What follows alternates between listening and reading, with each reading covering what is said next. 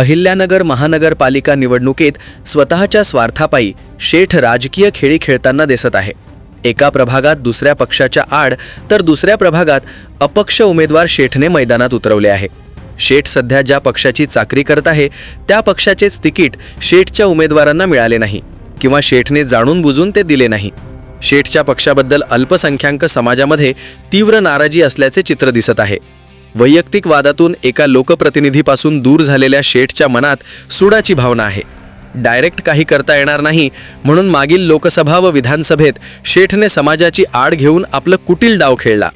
भावनिक राजकारण करून अल्पसंख्याक समाजाला खाईत टाकण्याचं काम केलं।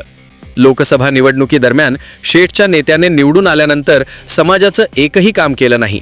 इतकंच नव्हे तर समाजावर आलेल्या संकट काळात शेठ व त्याचा नेता कुठेच फिरकले नाहीत।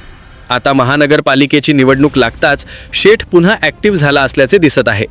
आता मात्र शेठची चांगलीच गोची झाली असल्याचे दिसत आहे। शेठ ज्या पक्षाची चाकरी करत आहे त्या पक्षाचं तिकीटच त्याच्याच उमेदवारांना मिळाले नाही। या घटनेमागे सुद्धा शेठची चाणक्य नीती असल्याचे बोलले जात आहे।